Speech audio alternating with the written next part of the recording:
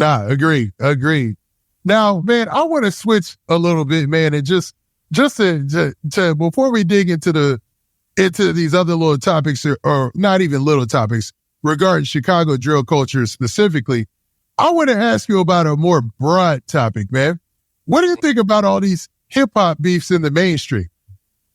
The hip hop beefs, I ain't gonna lie, to me, and it's just my opinion, the hip hop beefs, that'd be like some political, like be doing that for you got chasing clout, you got trying to promote their album by getting into a beef with another artist, so the fans gon', oh yeah, he got a album releasing on this day, I know he finna say a bunch of shit about this dude, his album and shit like that, you know what I'm saying?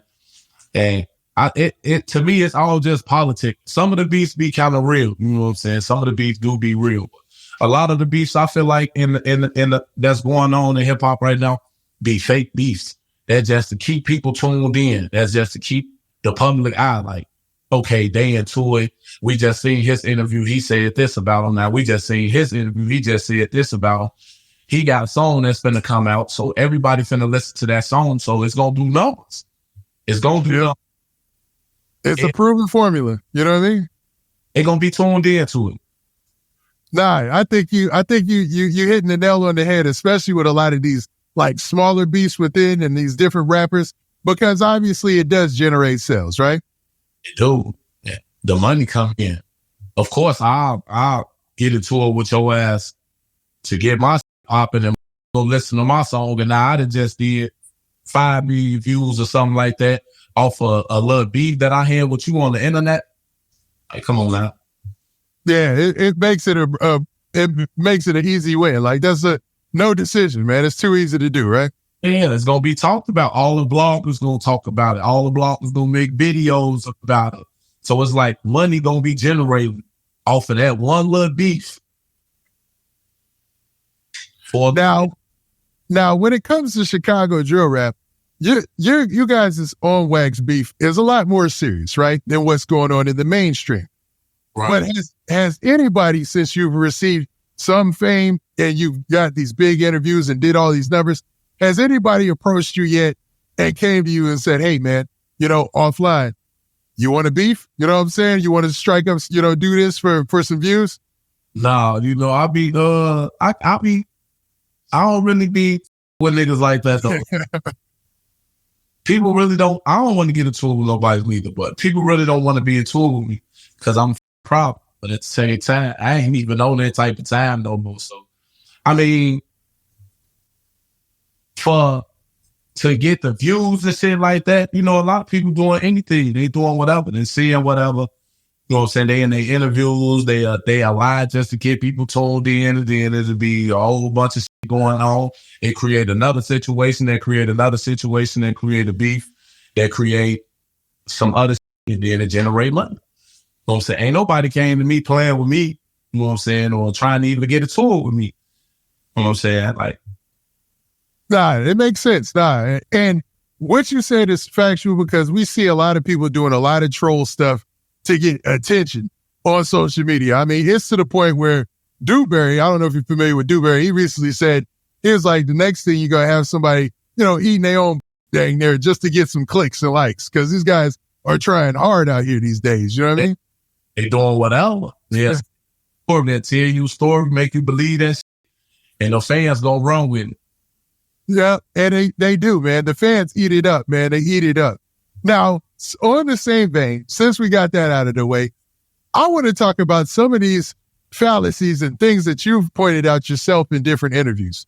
And most specifically, I want to talk about Jakira K.I., you know what I mean? And rest in peace, no disrespect to her or family or anything like that. But there's a lot of mystery around her specifically because of the documentary that was released on, I think it was like the Learning Channel or something like that. It's like the Diary of a Gangster Girl or something like that. Now, we've had several people come out to say, a lot of this was fabricated and made up. Like, a lot of this isn't true. And you've been one of those people who has pointed out some of the inconsistencies in some of those stories.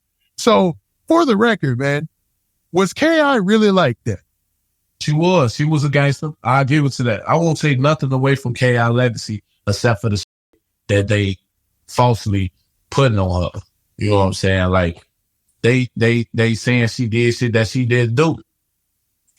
You know what I'm saying? So it's like she was that. She was a gangster, every bit of it. You know what I'm saying? One of the first female gangsters I ever seen in my life that really get out. Like she was really like that. You know what I'm saying? She's I done seen it with my own eyes. You know what I'm saying? That was like she used to be in my crib all the time, you know what I'm saying? So my mama, you know what I'm saying, treated her like that was her daughter. And so like she was like that. Don't get it twisted at all and think that she wasn't.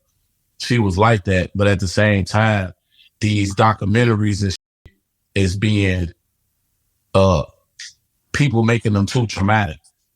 Yeah, I get it. Putting a little bit too much on it. You know what I'm saying?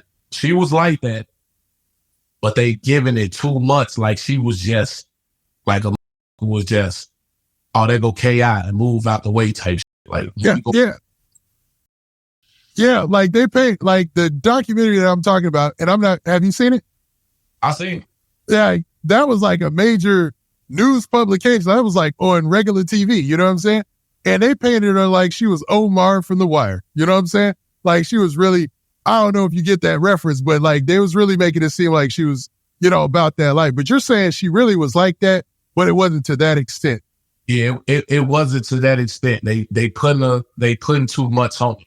If you a fan and you, let's just say you from the UK somewhere or something like that, or not even the UK, you could be from right here in the United States, from Massachusetts or something like that, and you don't know nothing about what's going on in Chicago, I can say anything and you're going to believe it. Yeah, because that's the only account that they have of it. You know what I mean? Actually, I could say something and put it out there in the interview, and the fans that's on the outside that don't know shit about what's going on in Chicago gonna believe me because I'm from Chicago. And it seemed that way. Now, what about the things in the documentary, specifically in the other documentaries about K.I. that you believe weren't true, or you know for a fact weren't true? About the situation where they was talking about that she supposedly killed bro. That's false information. I know it's false information. And who killed bro, to keep it 100, is locked up doing 100 years. He ain't never coming home. He locked up in a whole nother state on a whole nother case that he ain't never coming home from. You know what I'm saying? So her claim, everybody thought she did it at simple fact because, okay, maybe she was there when that happened. But the real reason is because of her Twitter account.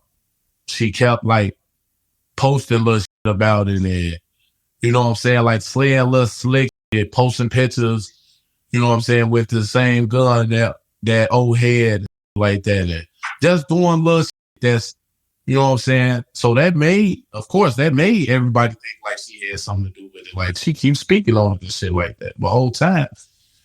She was just chasing the clout.